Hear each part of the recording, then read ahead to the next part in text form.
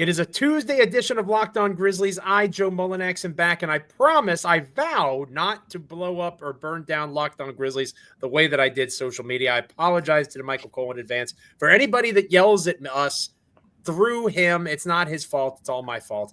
We're going to talk about Ja Morant's rough night in LA. I know Damichael covered it a little bit on yesterday's show, but I want to dive into the numbers. I also want to defend Desmond Bane, and I want to talk Dorian FinneySmith.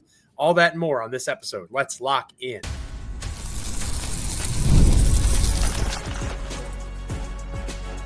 You are Locked On Grizzlies, your daily Memphis Grizzlies podcast.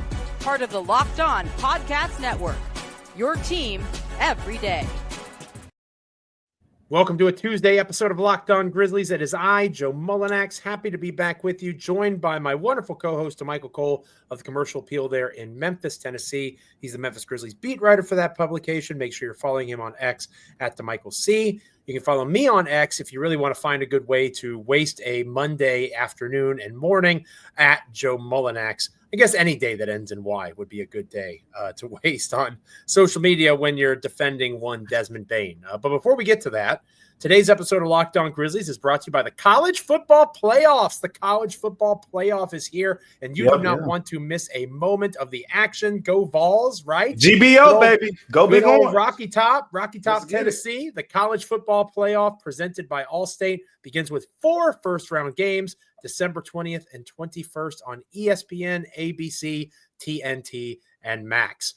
We are free and available wherever you get podcasts. As proud members of the Locked On Podcast Network, your team each and every single day. Like, comment, rate, review, subscribe. Apple, Spotify, Amazon, YouTube. Make sure you are checking out our free daily newsletter as well, lockedondaily.com. Again, go to that website, lockedondaily.com. Get Grizzlies words from me. Get national NBA coverage. Get fantasy basketball information. All sorts of stuff and more over at lockedondaily.com. Get signed up for a free daily newsletter. Damichael, we weren't together yesterday. It was probably for the best. Probably for the best as I, set the social media world ablaze. But most of our audience, conveniently, is not on social media. So I my poorly worded tweet aside, where I said that Gigi Jackson was a garbage scorer, and that's not how I meant it. I meant it like he was a garbage time scorer, like scoring a lot of points for a bad team.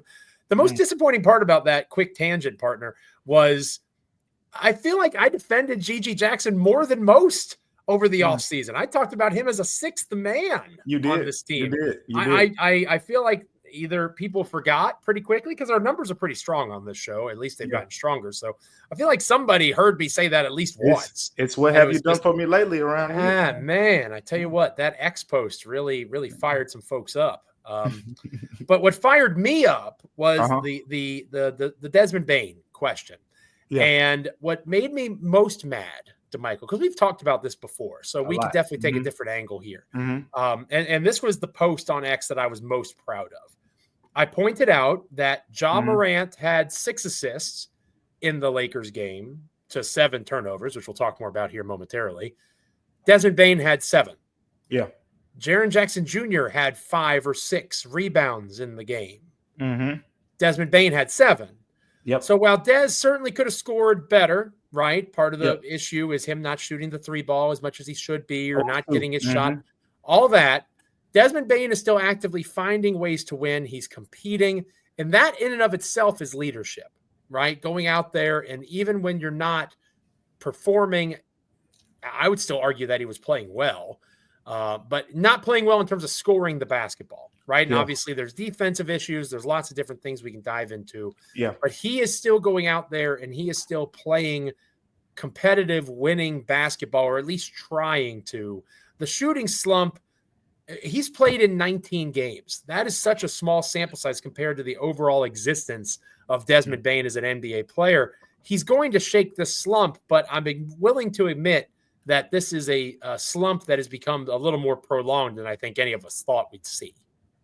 Yeah, and I mean, again, when I asked him about it and we talked about it, he said that he's feeling fine. I know people want to find a reason. Oh, maybe it's the toe or it's something with his back, or no, he feels fine.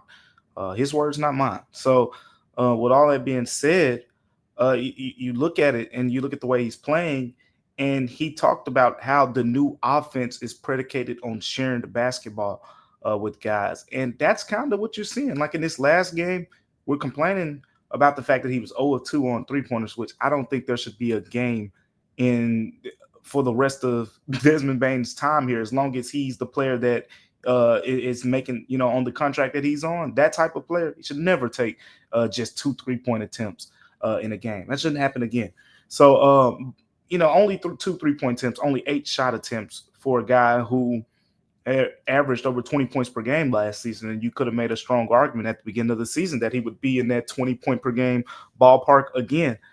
It's kind of mind-boggling, in a way, to see how that's playing out. But like you said, Joe, I just can't overreact to it. And for me personally, I mean, you know me well enough, and everyone on here. Shout out to the everydayers. Shout out to the everydayers. Shout out to the everydayers, because my thing has always been that, it's just not in my DNA to overreact to a small sample size when we have 4 or 5 years of data that say this guy is a 40% three-point shooter. You know what that data also shows? Desmond Bane has not been a great NBA finisher. So the fact that he is not finishing well, that is alarming a little bit, because he showed some improvement last season. And now he's not finishing well again. And this new offense, there's a lot of cutting and things like that. So that is of concern to me. But all in all, I don't think that is of so much concern to the point where I'm considering trading Desmond Bane or moving him out of the starting role or anything like that. No, it's too small of a sample size. This guy, as we've said for years, is the perfect complement to what Ja does well. Ja gets downhill, he's slashing, getting into the paint. Desmond Bane is the three-point shooter, 40% three-point shooter for his career. He does some of those things. You talked about the other parts of it, because he's not just a shooter. That's why he got paid what he got paid, because he can have a night where he only scores 8 points and still give you 7 rebounds, still give you 7 assists. And again, I can't overreact, because it was just one game ago against the Brooklyn Nets. And I know it was the Brooklyn Nets, but if you go watch the tape, you'll see what I saw. And what I saw is not just a guy who scored 21 points. You remember who guarded Cam Johnson in that game? Do you remember, Joe? I want to say it was Desmond Bane. Yeah, go watch the film and you tell me how many open looks Cam Johnson got. I was sitting right there. He stayed attached. He was strong defensively. A lot of his teammates shouting him out for the way that he defended Cam Johnson in that game. So we're talking about 2 games ago. Guy had 21 points and pretty much limited one of the Nets' top scoring options in that game. And then he comes back and has a game where he only takes 8 shots, but still gets 7 boards, 7 assists, and everyone's trying to tear the wall down. I'm just not there. Again, just need a bigger sample size. It doesn't have to be years, like we've seen with the good production. It just depends on how he plays over the next few weeks. He like he said it's the new offense. He's getting adjusted. He's learning his way in this. And it's different for Dez than it is for Ja and Jaren. I wholeheartedly believe that. You cannot convince me otherwise.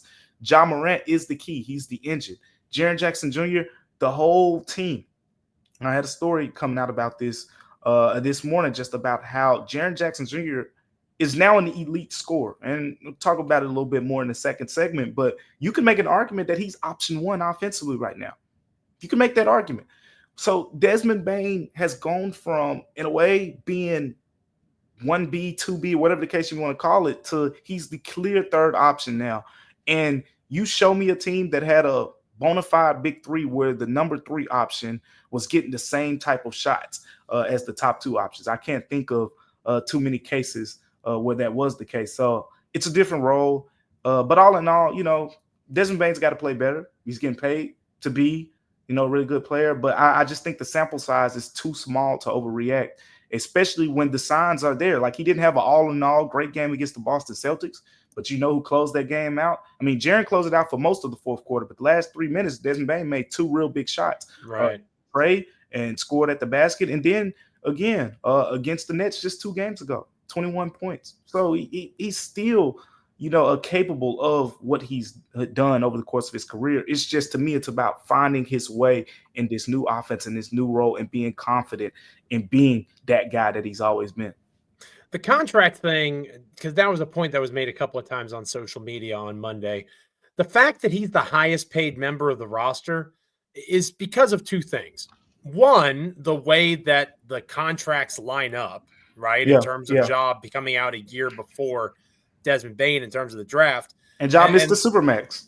Correct. If Ja had made the Supermax, he would have gotten the Supermax. So that was a response I got a couple of times. We saw it in the comments yesterday too. Desmond Bane is the highest paid player on the roster. That is not anywhere near what is relevant here, because if Ja had handled his business, and we'll talk more about Ja here in a moment, if Ja had done what he was supposed to do, he'd be a Supermax player, or however you want to interpret it with what happened. And Jaren is, on pace to be a potential he'll be the highest player. paid. He'll be the highest paid player. And that'll mean Ja Morant will be the third highest paid player. And oh my gosh, what outrage that's going to be. Right. So it's not so much about money because of how it's played out in Memphis as much as it is how they fit. And I think Desmond Bane is going to fit just fine moving forward. I am not concerned. And I'm probably going to stay off of social media for a little while. Let us know on X. Not me, though. Again, like I said, I probably won't respond. At Joe Mullinax, at Damichael C. Damichael probably won't respond either, but he's more disciplined than me when it comes to social media. Joe, just go to the burner, Joe. I know you got a burner. I don't have a burner. I have 4 legitimate accounts on my damn phone. How am I supposed to have a burner? But anyway, coming up next here on Locked On Grizzlies, Ja Morant, not the best game against the Lakers. I didn't get a chance to talk about it. I know Damichael talked a lot about it on yesterday's show, but I want to chime in. We'll talk about that next here on Locked On Grizzlies. Today's episode of Locked On Grizzlies is brought to you by FanDuel. Get ready to tackle the NFL action with FanDuel, America's #1 sportsbook. Because right now, new customers can bet $5 and get $150 in bonus bets if you win. The sportsbook or FanDuel Sportsbook app gives you everything you need to place live bets on the NFL all in one place. Say you get a hunch in the middle of the game. Say you think, wait a second, why in the world am I not betting on the Washington Commanders to upset the Philadelphia Eagles this weekend? Ooh. Why am I not doing that? Joe said I should, and he understands ball, as they say. You can check out the latest stats, view live play-by-play, and so much more on the same exact page where you place your bets. Just visit FanDuel.com to join today. You'll get started with $150 in bonus bets if you win your first $5 bet. That's FanDuel.com. Never waste a hunch and make every moment more with FanDuel, official sportsbook partner of the National Football League. All right, Damichael, you talked a lot about Ja yesterday, so I'll kind of guide this portion of the program. You got the baton, brother. Here's where I struggle. And this is more so an overall commentary on the state of play. The comment or the title says rough night in LA, but I'm going to connect it to the Brooklyn game. And you'll probably disagree with me with this, and that's fine because I'm old and washed, and I come from a more old school mindset. When Ja Morant stared down the Brooklyn head coach, right, and talked a little trash to him, and he did not like that gentleman. The Brooklyn head coach was not a fan of how Ja handled that. And I don't know if that's right or wrong. It's not how I would have handled it. But again, I'm old and washed. I'm willing to admit that. I think that my struggle with how Ja played against the Lakers, and again, we were just talking about money. The NBA is kind of topsy-turvy in that way, right? Contracts, and it's professional sports at large. But I'm struggling. We talk about Desmond Bane being the leader, being that voice, being that, that presence for this team. Ja Morant, and again, it's not to open old wounds. I struggle when I watch him play at times, how he could be better in those spots. Because the best teams, the teams that are the best, from professional to peewee and everything in between, are the ones where their best player is also their best leader, right? Like Giannis Antetokounmpo. That guy is the clear leader of the Milwaukee Bucks. That is his franchise. We're going the way that he goes. It's clear as crystal. And he performs at a high level, and he carries himself in a certain way. And that guy just stands out to me as someone that gets it, right? Giannis has been doing this longer than Ja, and Ja is someone who I think has come a long way in a lot of different ways. But for me, there's things that I wish that Morant would handle differently if that makes sense, in terms of the way that he carries himself on the court. And maybe that's part of what makes him the tremendous player that he is, that attitude. We've talked about that before, right? That tenacity, that audacity. I think I've written about that in the past, the audacity of Ja Morant. If that's what makes him who he is as a player, then I guess you deal with it. But I don't know. I get cut by the double-edged sword maybe a little bit more closely than I should. This is the coaching you. This is the coaching you. That might be right. When you deal with your player that is I guess a little more animated is the way to put it. But Joe, I mean, I love it. I personally do not care. Overall, I mean, just in basketball in general, like I've talked to people about this a lot lately because, there's been conversations about NBA ratings and all that stuff. Like at the end of the day, this is entertainment. And like, I'm fine with Trae Young, after they beat the Knicks, doing the dice thing on the court and on the floor or whatever the case may be. I'm fine with Ja, after you lost twice to the Nets, doing a little celebratory, clapping your hands, looking in their direction and whatever the case may be. But the thing is, of course, when you dish it out, you got to be able to take it too. And that was my problem. Not as much with Ja, but with Dylan Brooks, when he was here and he talked about, LeBron James and then basically ditched us in the post-game presser. So after LeBron scored some buckets on him. But again, that was a couple years ago, but that's a great example of what I'm talking about, right? And obviously, we can say that it's not a big deal because they set them. I'll admit, and not to cut you off, but sure, it's okay. The Grizzlies do with the way they're animated. They set themselves up for teams to want to humble them. But as long as, like Taylor Jenkins said, as long as they're playing good basketball and it comes, with the brand, like at some point you just understand that's just who he is. You don't want Ja Morant to be something he's not. Sure. He's an animated. Like I watch him. His pretty much every motion while he's on the floor. When he makes shots, when he makes 3-pointers, he's celebrating almost everyone. He looks over there at T. Morant. They do their little celebration, things like that. He's not your make the shot, clap the guy's hand, gets back on defense, good pass, and gets back in the stance. That ain't Ja Morant. He's going to let you know about it.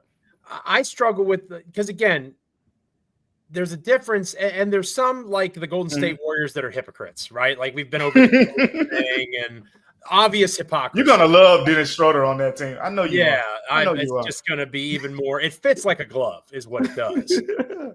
But for me, Jordi Fernandez has nothing to gain from calling out Ja Morant, right? It's Steve Kerr is different. That's somebody that's at an upper echelon of coaching. He's been in the NBA for a long time. This is Fernandez's first head coaching job, if I'm not mistaken. This is except for like the Canadian national team. And he gains nothing by calling out Ja Morant. So that's where I have an issue is exactly what you said.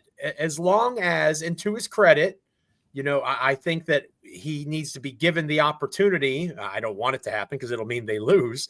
But he'll be given the opportunity, and we'll see how he handles that adversity the next time it strikes. But when things like that happen, and then you respond to that after beating up the lowly Brooklyn Nets, who are the 10 seed in the Eastern Conference at 10-15, you respond to that by having more turnovers in Los Angeles than you had assists, and you score 20 points on 21 shots. Again, I'm dating myself. If Rudy Gay had done that in 2011, the fan base would have revolted, right? They would have hated Rudy Gay, but because it's Ja, we just move on and assume that he'll be better the next game, and that might be true. But again, it's a connector for me. It's the way that you handle that interaction with the coach, and then going into the poor performance against the Lakers. I guess expect more from someone who is supposed to be the next great American basketball star. Maybe I shouldn't. Maybe I'm wrong, but that's just where I'm at. Yeah, I think he's just a showman, and quite frankly, through the history of the game, there's been a lot of those types of guys. And that's fair. And I think Magic Johnson, once upon a time, he had his fun on the floor when he was playing, with the charisma that he played with. I remember, guys talking about their stories with Michael Jordan and trash talk and things like that. And even if you want to become more in recent days, to a lesser degree, Steph Curry with the shimmy and the dance moves and things like that. It's different with Ja, because, Steph pretty much started doing those things after he, won like MVPs and championships and whatnot. So Michael Jordan was an MVP caliber player mm-hmm. his second year in the NBA. Mm-hmm. Yeah. So I understand, but at the same time, I'm just big on you don't want to keep him from being himself. We saw what a sheltered Ja looked like last season. It was weird. I'm just be honest with you, it was really weird. It's true. He did not look like himself. Not even last season, the year when he came back from the initial suspension. He never looked like himself, even during the playoff series against the Lakers, all of that. But still, with that being said, now you got Ja being a little bit more open. He's more active, even on like social media and things like that. That's who you want him to be if you're the coach. You want him to kind of, because as Ja said in his own words, a happy Ja is a scary Ja.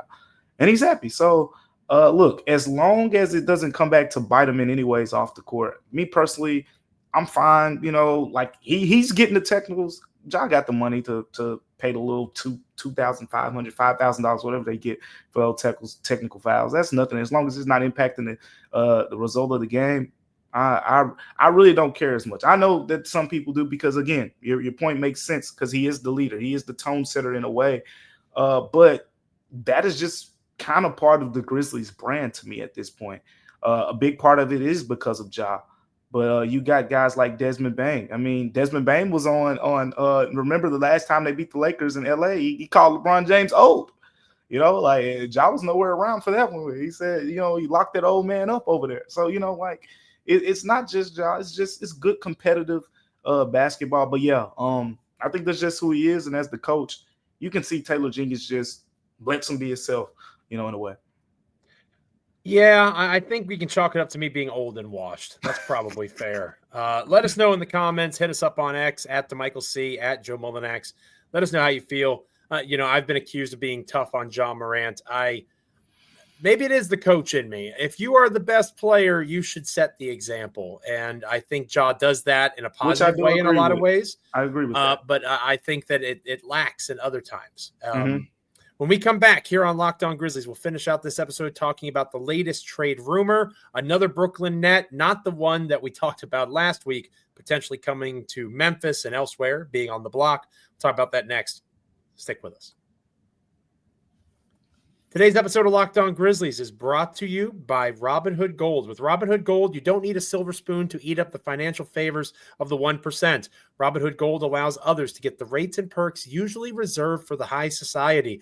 Now, the resourceful individual with Robinhood Gold can earn the very liberal rate of 4.25% APY on uninvested cash and be rewarded with handsome 3% retirement boost on IRA account contributions. Robinhood Gold provides the privileges of a high net worth for any net worth. These generous benefits are now available for only $5 a month. The new gold standard is here with Robinhood Gold. Sign up at robinhoodgold.com/gold. Terms apply. For product-specific disclosures, visit robinhood.com/gold. Again, that's robinhood.com/gold. Investing involves risk. Rate may change. Gold membership is offered by Robinhood Gold, LLC. Again, sign up at robinhood.com/gold. Today's episode is also brought to you by the good folks over at Rocket Money. I love Rocket Money, and you should check them out as well. Did they help you find any subscriptions you forgot about or that you were paying for twice? That's definitely happened for me. I had a few subscriptions that I didn't even realize I was still paying for, and Rocket Money made it so easy to track them all down. It's like having a personal assistant for your finances. It's a personal finance app that helps find and cancel your unwanted subscriptions, monitors your spending, and helps lower your bills so you can grow your savings. Rocket Money brings everything together in one place: subscriptions, spending habits, even the goals you want to hit this coming year. Rocket Money has over 5 million users and has saved a total of $500 million in canceled subscriptions, saving members up to $740 a year, all while using the app's premium features. Cancel your unwanted subscriptions and reach your financial goals faster with Rocket Money. Go to rocketmoney.com/lockedon today. That's rocketmoney.com/lockedon, rocketmoney.com/lockedon. Go and check them out today.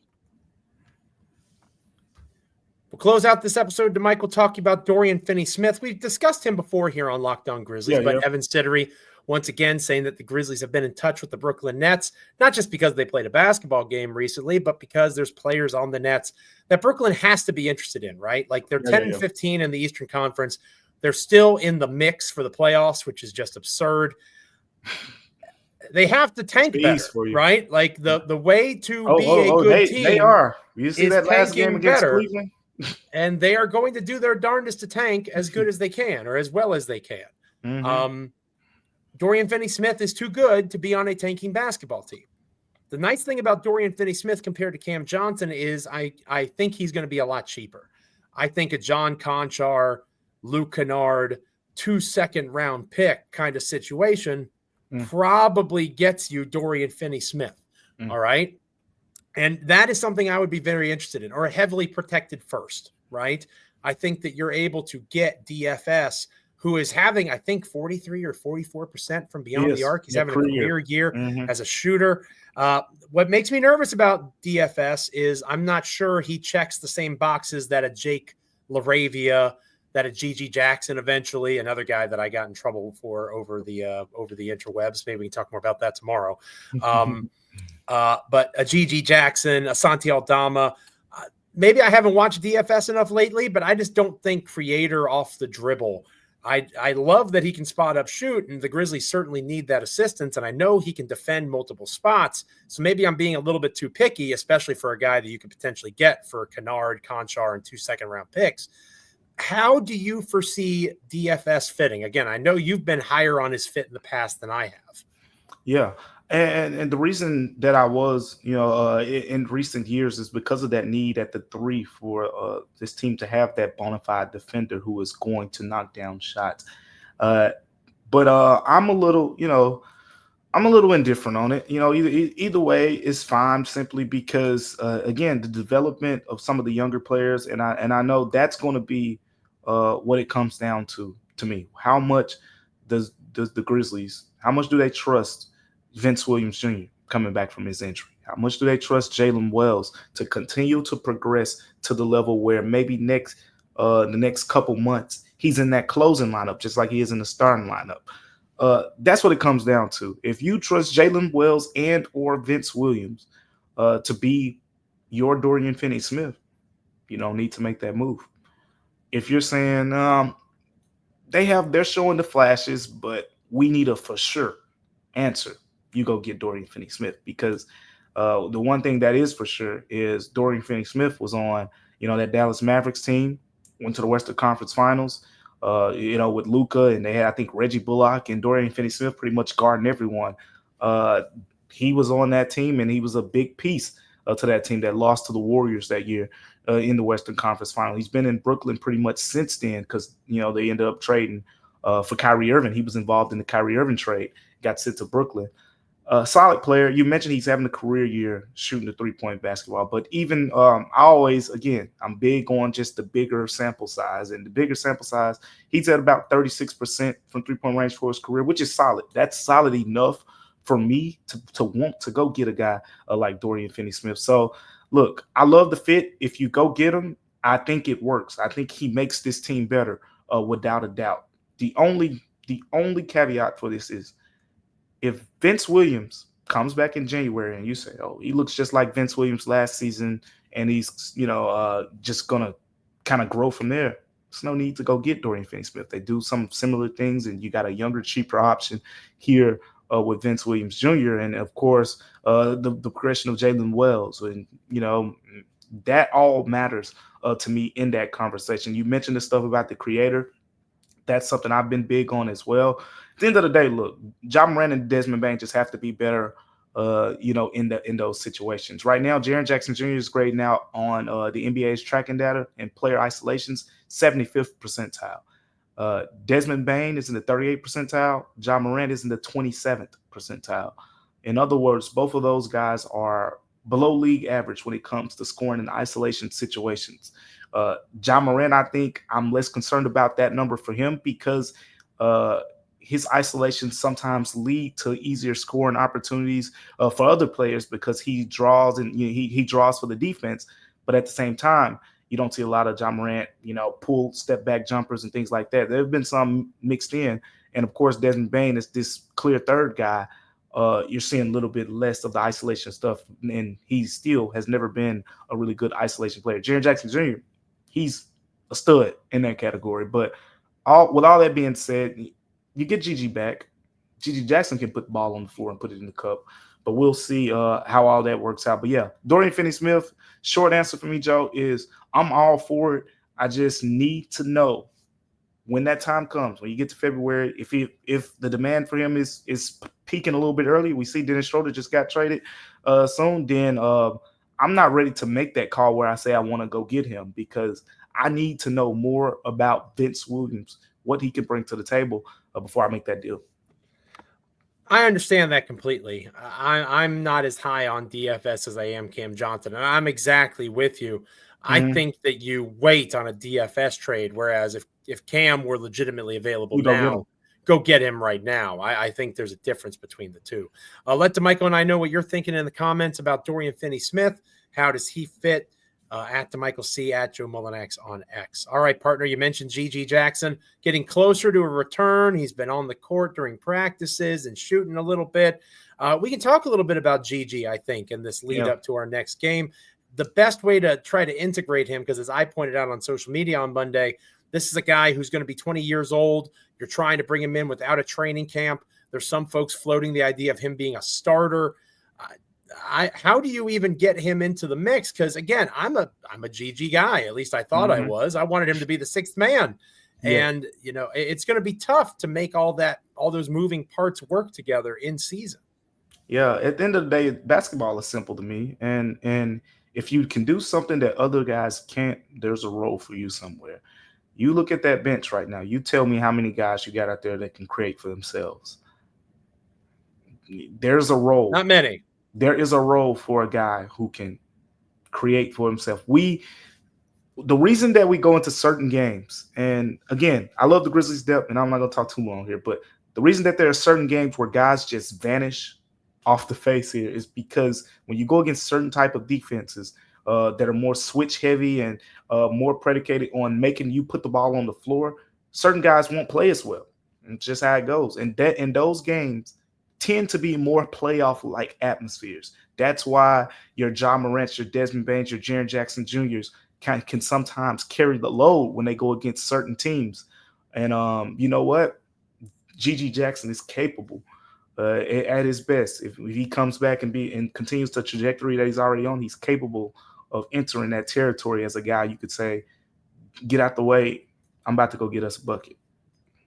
Sounds like a good topic for tomorrow's show and then some. Make sure you're back with us here on Locked On Grizzlies. Make sure you're liking, commenting, rating, reviewing, subscribing wherever you get podcasts, Apple, Spotify, Amazon, YouTube. Make sure you're checking out our free daily newsletter, LockedOnDaily.com. Subscribe and get Locked On Grizzlies words, national NBA words, and fantasy basketball advice, all sorts of great stuff in that newsletter. Again, LockedOnDaily.com, and subscribe to the Locked On Grizzlies free daily newsletter. For Damichael Cole, I am Joe Mullinax. Stay locked in, Grizzlies fans. Can't wait to talk to you tomorrow about Gigi Jackson and more. But until then, have a good one. Stay safe. We'll catch you next time here on Locked On Grizzlies.